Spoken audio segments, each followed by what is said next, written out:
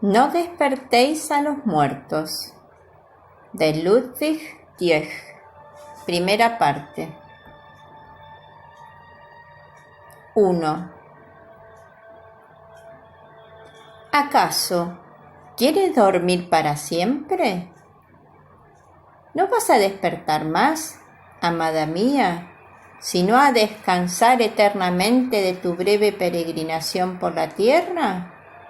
¿O volverás otra vez y traerás contigo el alba vivificadora de la esperanza a este desventurado cuya existencia, desde que te fuiste, han oscurecido las sombras más tenebrosas?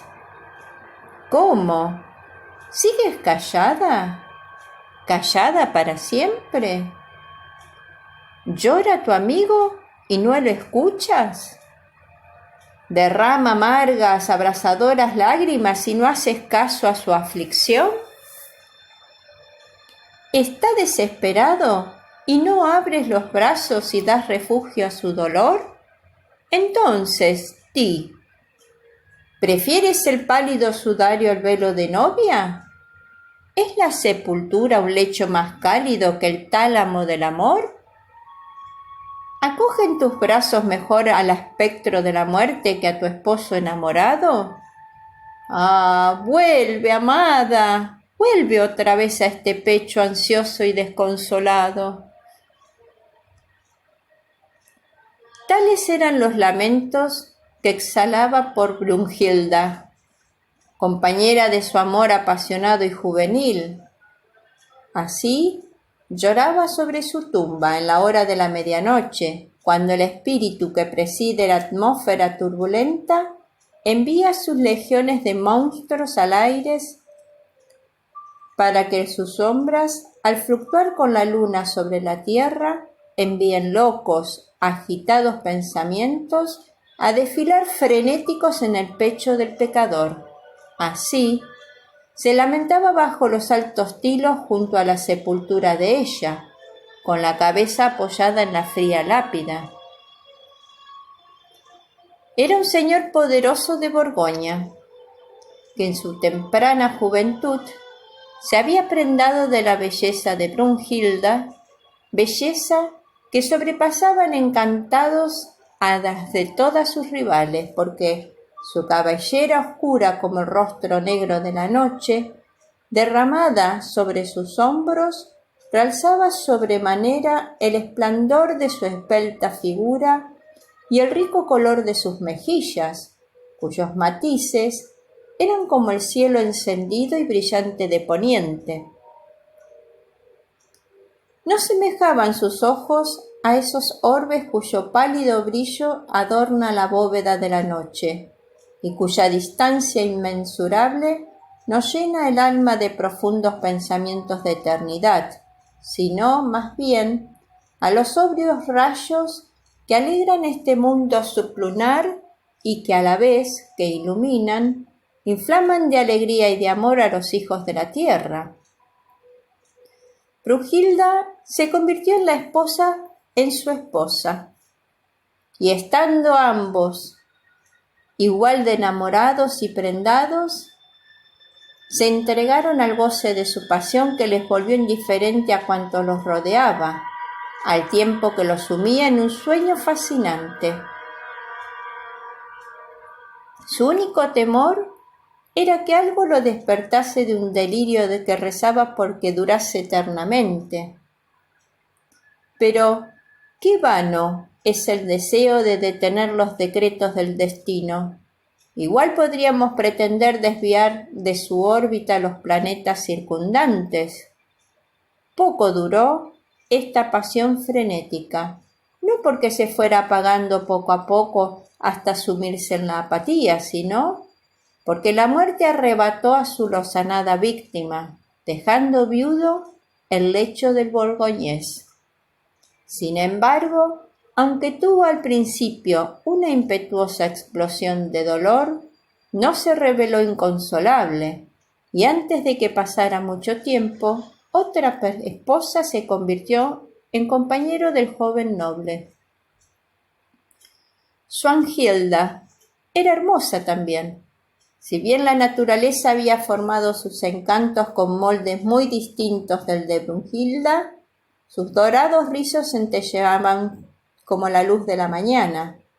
Solo cuando le excitaba alguna emoción de su alma, un matiz sonrosado encendía la palidez de sus mejillas. Sus miembros eran proporcionados y de la más exquisita simetría, aunque no poseían esa plenitud exuberante de la vida animal. Sus ojos brillaban elocuentes, aunque era con la luz suave de la estrella, y más de despertar ardor transmitían una dulzura sosegada. Así constituida, no podía devolver al borgoñés su antiguo delirio, aunque sí a felices sus horas vigiles. Tranquila y seria, aunque alegre, procurando en todas las cosas el placer de su marido, restableció el orden y el bienestar en su casa, donde su presencia irradiaba una influencia general. Su dulce benevolencia tendía a moderar la disposición impetuosa y ardiente de su esposo, mientras que a la vez su discreción le arrancaba en cierto modo de sus vanos y turbulentos deseos, en su ansia de goces inalcanzables, reconduciéndolo a los deberes y placeres de la vida cotidiana. Swanhilda dio a sus maridos 2 hijos, un niño y una niña. Esta dulce y paciente como su madre, y contenta con sus juegos solitarios, incluso en estas distracciones mostraba la propensión seria de su carácter. El chico poseía el natural inquieto y apasionado de su padre, aunque atemperado por la firmeza de su madre, y ligado más tiernamente a su esposa a causa de los hijos, vivió ahora varios años muy dichosos. Es verdad que sus pensamientos volvían con frecuencia con Brunhilda, pero sin la antigua violencia y solo como nos demorábamos en el recuerdo de un amigo de la infancia que la rápida corriente del tiempo se ha llevado a una región donde sabemos que es feliz. Pero las nubes se disuelven en el aire, las flores se marchitan, la arena de nuestros relojes se escurre de manera imperceptible, y asimismo se disuelven, se marchitan y se desvanecen los humanos sentimientos, y con ellos también la felicidad. Su pecho anhelante suspiró otra vez por los sueños extáticos de aquellos días pasados con su romántica enamorada Brunhilda. Otra vez volvió a presentarse ella a su ardiente imaginación con todo el esplendor de sus encantos de desposada, y él empezó a trazar un paralelo entre el pasado y el presente, y como suele suceder, no dejó su imaginación de adornar a la primera con los colores más brillantes al tiempo que oscurecía los de la segunda, de manera que se presentaban la una mucho más rica en placeres y a la otra mucho menos de lo que se ajustaba a la realidad. No le pasó por alto a Swanhilda este cambio de su marido, así que, doblando sus atenciones a él y los cuidados a sus hijos, esperó por este medio volver a asegurar el nudo que se había aflojado. Sin embargo, cuanto más se esforzaba en recuperar sus afectos, más frío se volvía él, y más insoportables le parecían a éste sus caricias, y con más insistencia le venía a Brunhilda el pensamiento. Solo los niños, cuyas expresiones de afecto se le hacían ahora indispensables, se encontraban entre uno y otra, como genios preocupados por hacer posible la conciliación, y amados por ambos, constituían el nexo entre sus padres. Pero del mismo modo que el mal no puede ser arrancado del corazón humano, sino antes de que éste eche demasiado raíz, ya que después tiene sus uñas demasiado firmemente afianzadas, así Su imaginación estaba demasiado enferma para poder echar fuera su enfermedad. Y en breve tiempo alcanzó un tiránico ascendente sobre él. A menudo por las noches, en vez de retirarse a la cámara de su esposa, visitaba la tumba de Brunhilda, donde murmuraba su descontento diciendo: ¿Es que quieres dormir para siempre? Una noche, estando tendido en la hierba, entregado a su habitual tristeza, entró en ese campo de la muerte un brujo de las montañas vecinas a recoger para sus hechizos misteriosos ciertas hierbas que sólo se creían en la tierra donde descansaban los muertos y que, como última producción de la mortalidad, están dotados de poderosos y sobrenatural influjo. Vio el brujo al doliente y se acercó a donde yacía.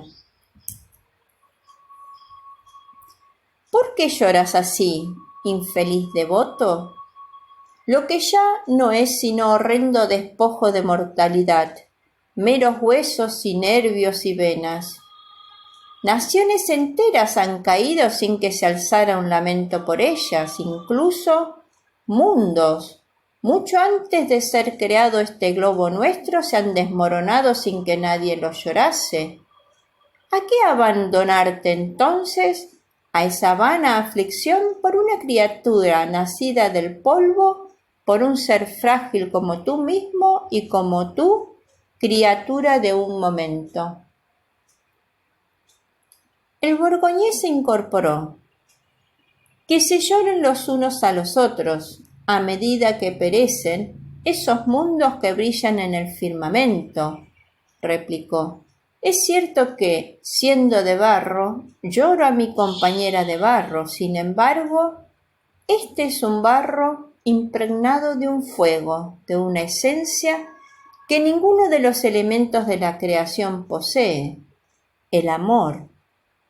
Y esa pasión divina es la que sentía yo, por la que ahora duerme bajo esta hierba. ¿La van a despertar tus lamentos? Y si pudieran despertarla, ¿no te reprocharía ella haber turbado ese reposo en el que ahora duerme serena? Atrás, ser insensible y frío, tú no sabes lo que es el amor. Ah, ojalá mis lágrimas pudieran barrer la colcha de tierra que la oculta de estos ojos. Ojalá 1000 gemidos de aflicción pudieran despertarla de su sueño mortal. No volvería ella a buscar su lecho de tierra. Insensato. ¿Acaso crees que podría mirar sin estremecerte a un ser vomitado por las fauces de la tumba? ¿Y acaso eres tú también el mismo que ella dejó y que ha pasado el tiempo sobre tu frente sin dejar huella ninguna? ¿No se convertiría tu amor en odio y repugnancia? Di que antes dejarían las estrellas ese firmamento o se negaría el sol a derramar sus rayos desde el cielo. Ah, ojalá estuviese ella otra vez junto a mí. Ojalá volviera a descansar sobre este pecho. Qué pronto olvidaríamos entonces que la muerte o el tiempo se interpusieron una vez entre nosotros. Delirios. Ve los delirios del cerebro, de la sangre fogosa, como los que emanan de los vapores del vino. No es mi deseo tentarte, devolverte a tu muerta. De lo contrario, no tardarías en comprobar la verdad de lo que digo. ¿Cómo? ¿Has dicho devolvérmela?, exclamó, arrojándose a los pies del brujo. ¡Ah, sí! Si verdaderamente eres capaz de hacer eso, sé sensible a mis más fervientes súplicas. Si vibra en tu pecho un solo latido de humano sentimiento, deja que mis lágrimas te ablande. Devuélvamela, mi amada. Más tarde bendecirás esa acción y comprobarás que fue una buena obra. ¿Una buena obra? ¿Bendecir esa acción?, replicó el brujo con una sonrisa de desprecio. Para mí no existen el bien ni el mal, puesto que siempre quiero lo mismo. Solo tú conoces el mal, cuando quieres lo que querrías. En mi poder está efectivamente devolvértela, pero piensa bien si te conviene. Considera además qué profundo abismo se abre entre la vida y la muerte. Mi poder puede tender un puente entre la una y la otra, pero no cegar ese vacío espantoso. El doliente esposo quiso hablar, tratar de convencer a este ser poderoso con nuevas súplicas, pero el brujo se lo impidió diciendo: «Calla, piénsalo bien y ven aquí mañana a la medianoche, aunque te repito la advertencia: no despiertes a los muertos». Tras estas palabras, el misterioso ser desapareció.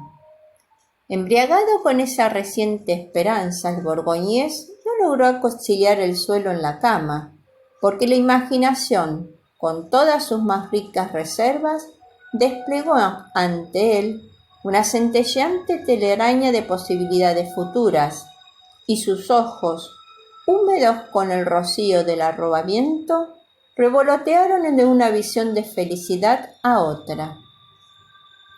Durante el día siguiente vagó por el bosque, para que los objetos cotidianos no turbasen, trayéndole a la memoria tiempos más recientes y menos dichosos. La idea feliz de que podía verla otra vez, estrecharla de nuevo entre sus brazos, contemplar de día su frente radiante y descansar de noche sobre su pecho. Y puesto que esta sola idea ocupaba su imaginación, ¿cómo iba a inquietarle ninguna duda o a pensar en la advertencia de aquel extraño brujo? En cuanto vio que se acercaba la hora de la medianoche, se apresuró a acudir al cementerio, donde el brujo se hallaba ya de pie junto a la sepultura de Brunhilda. «¿Lo has meditado bien?», preguntó. «¡Ah, devuélveme el objeto de mi pasión!», exclamó con impetuosa impaciencia. «No demores tu acción generosa. No vaya a ser que muera yo esta misma noche consumido por el frustrado deseo y no vea más su rostro». «Bien, entonces», contestó el anciano, «vuelve aquí mañana a la misma hora, pero una vez más te doy este consejo de amigo: no despiertes a los muertos». Movido por la desesperación de la impaciencia, se habría prostrado a sus pies y le habría suplicado que colmase al punto sus deseos, que ahora habían aumentado hasta la agonía, pero el brujo ya había desaparecido. Deshaciéndose en lamentaciones, con más desconsuelo que nunca, se echó sobre la sepultura de su adorada y así permaneció hasta que el alba trazó su raya gris a oriente. Durante ese día, que le pareció el más largo de cuantos había pasado, deambuló de un lado a otro, impaciente, sin objeto al parecer, profundamente abismado en sus reflexiones e inquieto como el asesino que maquina su primera acción cruenta. Y las estrellas vespertinas volvieron a sorprenderle en el sitio concertado. A la medianoche, el brujo se presentó allí también. «¿Lo has meditado bien?», preguntó, como la noche anterior. «Bah, ¿a qué meditar?», replicó con impaciencia. «Yo no necesito meditar. Lo único que te pido es que me des lo que me has prometido, que será mi felicidad. ¿O acaso te estás burlando de mí? Si es así, vete de mi vista. No me venga la atención de ponerte la mano encima». «Una vez más te prevengo», contestó el anciano con imperturbable serenidad. No despiertes a los muertos y déjala descansar. Descansará, pero no en la tumba fría. Lo hará sobre mi pecho que arde de deseos en estracharla. Reflexiona. No podrás dejarla hasta la muerte, aun cuando la aversión y el horror te aneguen tu alma. Entonces solo te quedará un remedio espantoso. ¡Viejo loco!, exclamó Walter, interrumpiéndole. ¿Cómo voy a odiar a la que amo con tanta intensa pasión? ¿Cómo voy a aborrecer a aquella por la que arde cada gota de mi sangre? Entonces, sea como quieres, contestó el brujo.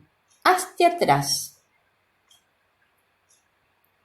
El anciano trazó ahora un círculo alrededor de la sepultura, a la vez que murmuraba palabras de encantamiento. Acto seguido, la tormenta comenzó a sacudir las copas de los árboles. Los búhos agitaron las alas y emitieron su canto bajo y ominoso. Las estrellas ocultaron su aspecto dulce y rutilante para no presenciar el espectáculo tan impío y sacrílego. Rodó entonces la lápida con cavernoso ruido y dejó libre acceso al habitante de esta espantosa morada.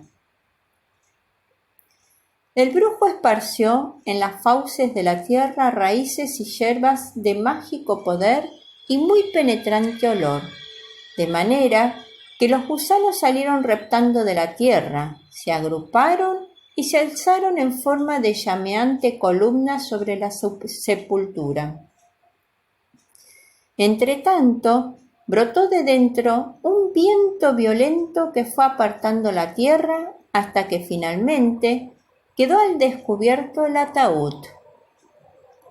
Cayó la luz de la luna sobre él y saltó la tapa con tremendo ruido, después de lo cual el brujo vertió sangre de un cráneo humano en su interior y exclamando al mismo tiempo: «Bebe, durmiente, de este cálido licor para que tu corazón pueda latir de nuevo en tu pecho».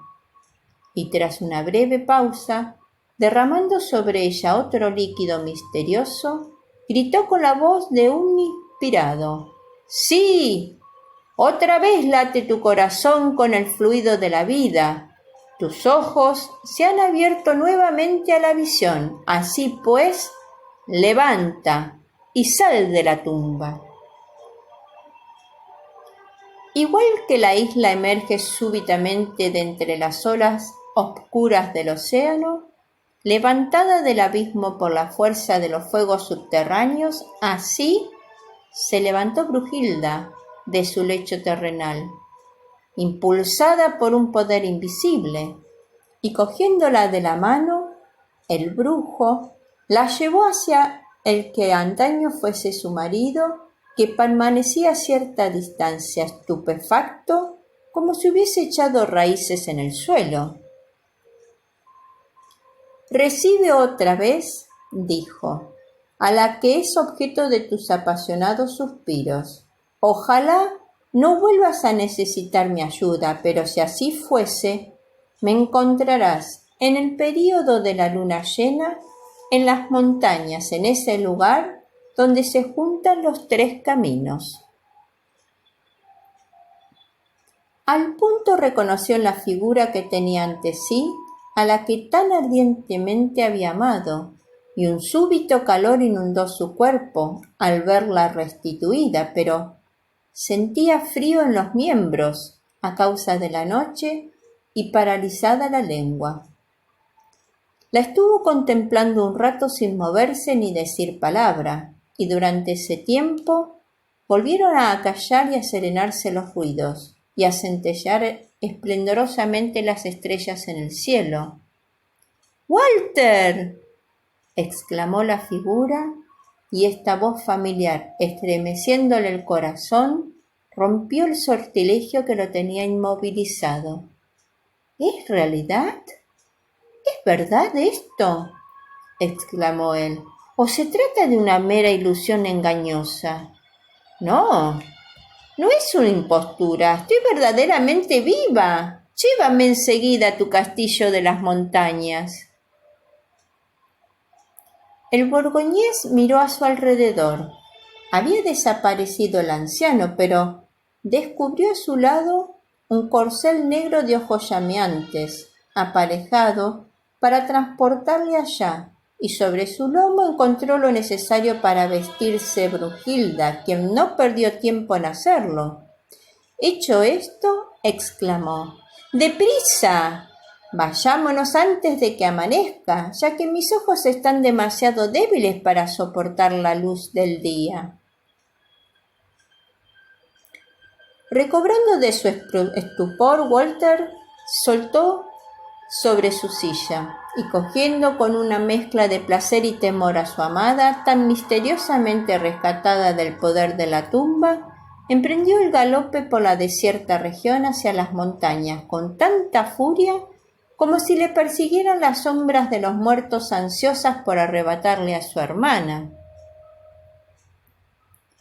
El castillo al que Walter llevaba a Brunhilda se hallaba en lo alto de una roca, entre otros picos que se alzaban por encima de él. Aquí llegaron sin que nadie los viese, salvo un viejo criado al que Walter ordenó que guardase secreto bajo las más severas amenazas. «Aquí nos quedaremos», dijo Brunhilda, «hasta que pueda yo soportar la luz, y tú mirarme sin temblar como si estuviera frío». Así que procedieron a hacer de ese lugar su residencia, aunque nadie sabía que Brunhilda estaba viva, salvo el viejo criado que les traía la comida. Durante 7 días enteros no tuvieron otra luz que la de las velas. En los 7 días siguientes dejaron entrar la luz a través de las altas ventanas solo cuando el amanecer o el crepúsculo bañaban las cimas de los montes y el valle aún permanecía envuelto en sombras. Rara vez se apartaba Walter de Brunhilda. Un hechizo desconocido parecía retenerle junto a ella, incluso el temor que sentía en su presencia y que le impedía tocarla tenía su mezcla de placer. Era como la emoción entremecida en que experimentaba cuando lo envolvían los acordes de una música sacra bajo la bóveda de algún templo. Así que, más que tratar de evitar esa sensación, la buscaba. A menudo, al intentar evocar los encantos de Brunhilda, le parecía que su imaginación jamás se la había presentado tan hermosa, tan fascinadora, tan admirable como la veía ahora realmente. Jamás, hasta ahora, había sonado su voz con acento tan dulce. Jamás había poseído su discurso tanta elocuencia como ahora, cuando conversaba con él sobre el pasado, y esa era la mágica región a la que sus palabras le conducían de continuo. Hablaba sin parar de los días de su primer amor, de aquellas horas de deleite que habían compartido, en las que el uno sacaba todo su goce del otro, y tan gozoso, tan encantador, tan lleno de vida evocaba Brunhilda ese período en la imaginación de Walter, que éste dudaba haber experimentado nunca con ella tanta felicidad o haber sido tan absolutamente dichoso. Y a la vez que le pintaba aquellas horas de pasadas delicias, describía con dolores aún más vivos y encantadores los momentos de inminente dicha que ahora le esperaban, más ricos en placer que ninguno de los anteriores. De este modo, cautivaba a su rendido oyente con arrobadoras esperanzas futuras y lo sumía en sueños de éxtasis por encima de lo mortal, de manera que mientras escuchaba este canto de sirena, olvidaba por completo lo poco feliz que fue el último periodo de su unión en que a menudo le hicieron suspirar los modales autoritarios de ella y su esperanza con él y con toda la servidumbre. Pero de haber recordado todo esto, ¿la habría inquietado en su actual estado de arrobamiento? ¿Acaso no había dejado en la tumba todas las fragilidades de la condición mortal? ¿No se había refinado y purificado su ser con este largo sueño en el que ni la pasión ni el pecado la asaltaron siquiera en sueños? Qué diferente era ahora el tema de su discurso. Solo cuando hablaba de su afecto hacia él, delataba algo de los sentimientos terrenos. Otras veces se extendía de manera monocorde en cuestiones sobre el mundo invisible y futuro. Cuando peroraba describiendo los misterios de la eternidad, un torrente de profética elocuencia brotaba de sus labios.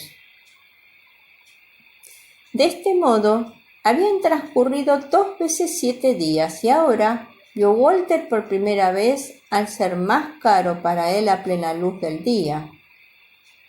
Había desaparecido de su rostro toda huella de la tumba. Un matiz sonrosado como los rubores del alba encendía ahora sus pálidas mejillas. El débil humo de la corrupción se había convertido en deliciosa fragancia de violetas, único signo terreno que no le desapareció nunca. Ya no sentía Walter recelo ni temor. La contemplaba a plena luz del día. Hasta ahora no le pareció haberla recuperado del todo, e inflamado de su antigua pasión por ella, quiso estrecharla contra su pecho, pero Brunhilda lo rechazó suavemente diciendo: «Aún no. Guarda tus caricias hasta que la luna vuelva a llenar el espacio entre sus cuernos». A pesar de su impaciencia, Walter se vio obligado a esperar otros 7 días, pero la noche en que la luna alcanzó su plenitud fue a Brunhilda y la encontró más adorable que nunca. No teniendo topar ahora con impedimento alguno a sus transportes, la abrazó con el fervor de un rendido y venturoso enamorado.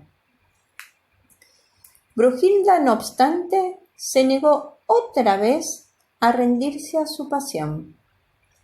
«¿Cómo?», exclamó. «¿Es justo que yo, que he sido purificada por la muerte de toda fragilidad mortal, me convierta en tu concubina, mientras una hija de la tierra ostenta el título de la esposa tuya? No, no lo consentiré. Ha de ser entre los muros de tu palacio, en la cámara donde en otro tiempo goberné como reina, donde obtendrás el último de tus deseos, y mío también», añadió, posando un beso encendido en sus labios, y desapareció a continuación. Ardiendo de pasión y dispuesto a sacrificarlo todo para satisfacer su deseo, Walter abandonó inmediatamente el aposento y el castillo unos momentos después.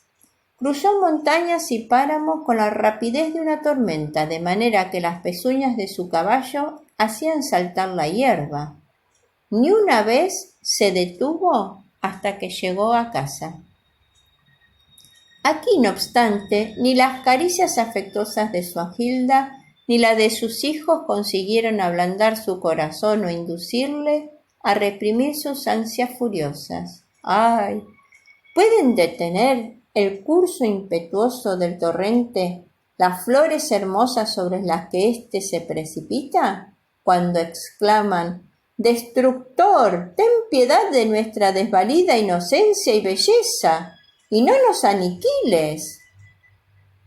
El agua las barre sin miramiento, y en solo un instante arrasa el orgullo de todo un verano. Poco después empezó Walter a insinuar a Brunhilda que no congeniaban, que él ansiaba probar esa vida frenética y tumultuosa que tan acorde estaba con el espíritu de su género, mientras que ella se sentía satisfecha con la esfera reducida de los placeres domésticos, que él miraba con avidez cualquier novedad prometedora, mientras que ella se mostraba apegada a lo que el hábito le hacía hecho familiar, y por último, que la fría disposición de ella, rayana en la indiferencia, se conjugaba mal con el ardiente temperamento de él. Por lo tanto, y por todo lo cual, era lo más prudente que viviesen separados, dado que juntos no podían encontrar la felicidad. Un suspiro y una breve aquiescencia a los deseos de él fue toda la respuesta de Swanhilda, y a la mañana siguiente, al presentarle Walter el documento de la separación, informándole que estaba en libertad para regresar a la casa de sus padres, lo acogió con toda sumisión. No obstante, antes de partir, le hizo la siguiente advertencia: «Demasiado bien adivino a quién debo nuestra separación. Muchas veces te he visto en la tumba de Brunhilda, y allí te descubrí la noche en que el cielo ocultó de pronto su rostro como un manto de nubes. ¿Acaso has osado rasgar temerariamente el velo espantoso que separa a la mortalidad que sueña de la que no puede soñar? Porque entonces, hombre desdichado, habrás ligado a tu persona lo que puede traerte destrucción». Calló, y Walter no hizo intento alguno de replicar, porque le vino a la memoria la advertencia similar del brujo, hasta ahora oscurecida por su pasión, como un relámpago fugaz en la negrura de la noche, con que no logró disipar su oscuridad. Así pues, salió Swanhilda a despedirse de sus hijos, dado que, según la costumbre nacional, éstos pertenecían al padre, y tras bañarlos con sus lágrimas y consagrarlos con el agua bendita del amor maternal, abandonó la residencia de su marido y emprendió el regreso a casa de su padre. De este modo, fue obligado la dulce y bondadosa Swanhilda a exiliarse de las salas donde había gobernado con gran tacto, salas que ahora fueron nuevamente decoradas para acoger a otra señora.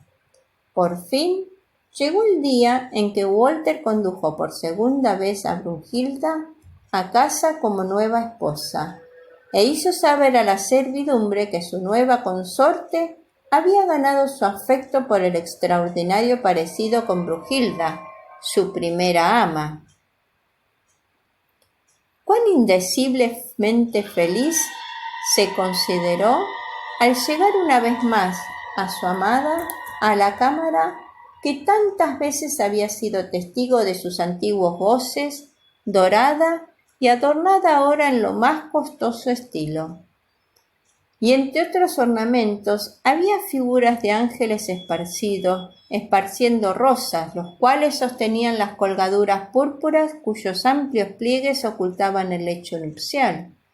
Con qué impaciencia esperó Walter la hora en que debía tomar posesión de aquellos encantos por los que había pagado ya tan alto precio y cuyo goce iba a costarle más aún. Pobre Walter, inmerso en el placer, no ves el abismo que se abre a tus pies. Embriagado por el perfume voluptuoso de la flor que has arrancado, no imaginas cuán mortal es el veneno que éste llena, pues en breve tiempo tu poderosa fragancia confiere nueva energía a todos tus sentimientos. Sin embargo, aunque ahora Walter era dichoso, sus criados estaban muy lejos de serlo igualmente. El singular parecido entre la nueva señora y la difunta Brunhilda lo llenaba de secreto recelo e indefinible horror, porque no apreciaban ni una sola diferencia en sus facciones, ni en sus gestos, ni en el tono de la voz. Además de estas misteriosas circunstancias, sus doncellas descubrieron una marca peculiar en la espalda, exactamente igual a la que había tenido Brunhilda. No tardó en circular el rumor de que su ama no era otra que la propia Brujilda, de vuelta a la vida por medio de poderes nigrománticos.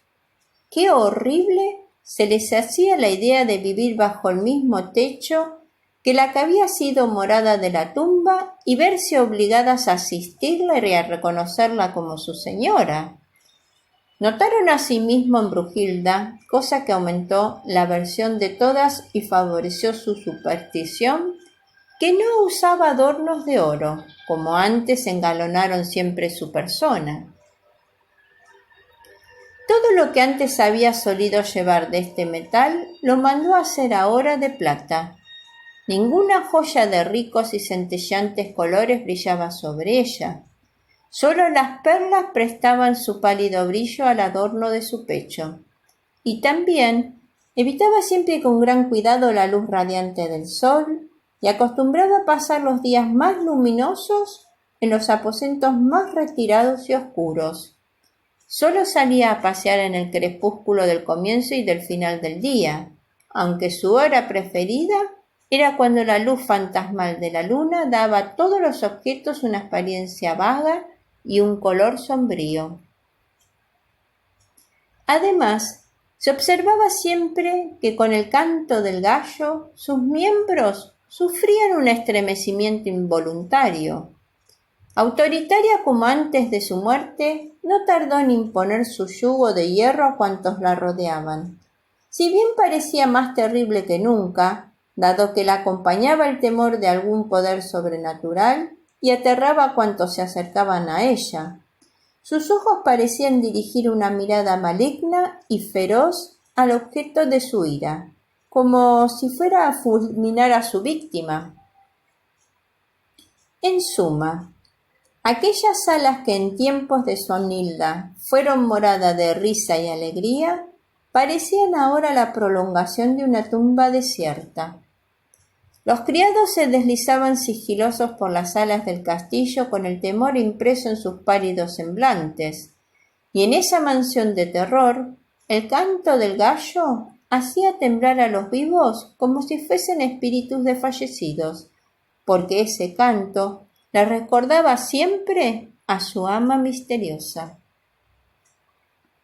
No había nadie que no se estremeciera al cruzarse con ella en algún lugar solitario, en la penumbra del atardecer o a la luz de la luna, circunstancia que consideraban presagiosa de algún mal, y tan grande era la aprensión de sus doncellas que empezaron a languidecer a causa del continuo desasosiego, de manera que poco a poco las fueron abandonando todas. En el transcurso del tiempo se marcharon otros criados también, dominados por un horror insoportable.